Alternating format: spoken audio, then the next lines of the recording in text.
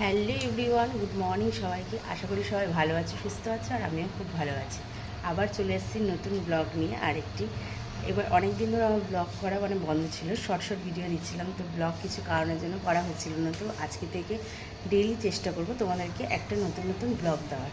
তো চলো সকাল থেকে ব্লগটা শুরু করা যায়। আজকের ব্লগটা শুরু করছি আমি কিন্তু রান্নাঘর থেকে। দেখো আমার সকালের রান্না বসিয়ে দিয়েছি, ওইদিকে ভাত আর একটু চা বসিয়েছি, আর এদিকে ডিম সিদ্ধ করতে দিয়েছি।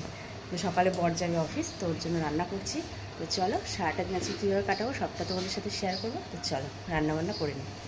তো দেখো সকালটা কিন্তু আমার শুরু হয় রান্নাঘর থেকে। সকালবেলা ঘুম থেকে উঠে আগে এক কাপ চা খেয়ে, মানে ফ্রেশ হয়ে এক কাপ চা খেয়ে তারপর চলে যাই রান্না করতে। তো দেখো লিকার চা যেহেতু খাই আমরা, তো চা করেই নিয়েছি, তারপর বরের জন্য রান্না করছি। তো আজকে ঘরে সেরকম কিছু ছিল না বলে, মানে সবজি সেরকম কিছু ছিল না বলে ডিমের ঝোল ভাত করে দিয়ে দিচ্ছি। বরের আমার ডিম খুব ফেভারিট। তো দেখো ওকেও চা দিলাম, আমিও চা খেলাম, আর ডিমের ঝোল ভাত করে দিলাম। ও চলে গেল টিফিন নিয়ে অফিসে। তো তারপর দেখো বাড়ির সামনে সবজিওয়ালা আসবে, এই যে সবজির জন্য ওয়েট করছিলাম, ঘরে কোনো সবজি ছিল না। তো দেখো সব রকম সবজি নিয়েই নিলাম, যেহেতু সকালে ব্রেকফাস্ট বানাতে হবে সবার জন্য বাড়িতে। তো যাই হোক সব সবজি নিলাম। সবজিগুলো দেখেছো একদম টাটকা, সকাল সকাল এসেছিলো বাড়ির সামনে, নিয়ে নিয়েছি, আর বাজার যাওয়া হয়নি। যাই হোক সবজি সব নিয়ে নিলাম, এবার রান্নাবান্না করার পালা। তো বর যেহেতু চলে গেছে, তারপর ছেলেকেও ঘুম থেকে উঠিয়ে দিয়েছি। তো দেখো ও ঘুম থেকে উঠেই ও কপি নিয়ে পড়তে বসে পড়েছে। তারপর ওকে বললাম বাবা তুই বেলকুনিতে গিয়ে পড়, আমি ততক্ষণে ঘরটা পরিষ্কার করি। মানে বিছানা যতক্ষণ পরিষ্কার না থাকে আমার কিন্তু একদম ভালো লাগে না। বিছানা পরিষ্কার থাকলে মানে ঘরটা পরিষ্কার, মানে কি ঘরটা গোছানো হয়েছে। তোমরা দেখবে যতই ঘর গোছাও না কেন, বিছানা যদি এলোমেলো থাকে তাহলে কিন্তু মনেই হবে না যে তোমার ঘরটা গোছানো আছে। তাই জন্য আমি সকালবেলা সবার আগে কাজ করি, মানে বর অফিস চলে গেলে, ছেলে স্কুল চলে গেলে আগে ঘরটা গুছিয়ে নিই। তো ঘরটা গোছানোর পরে তো সকালে টিফিন বসিয়ে দিয়েছি। এই যে বাড়ির সবার জন্য করছি ডালিয়া। তো এই যে সব সবজি দিয়ে, সব রকম সবজি দিয়ে ডালিয়াটা কিন্তু আমার খেতে খুব ভালো লাগে।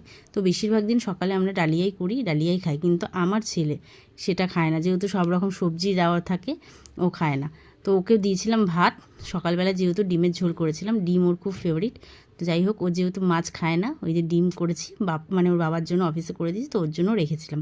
তো ওকে ডিমের ঝোল দিয়ে সকালবেলা ভাত করে দিলাম। এখন যেহেতু স্কুল ছুটি রয়েছে, এখন এক্সাম হয়ে গেছে, স্কুল ছুটি রয়েছে। আর এটা কিন্তু কয়েকদিন আগেকার ব্লগ, আজ থেকে এক সপ্তাহ আগেকার ব্লগ।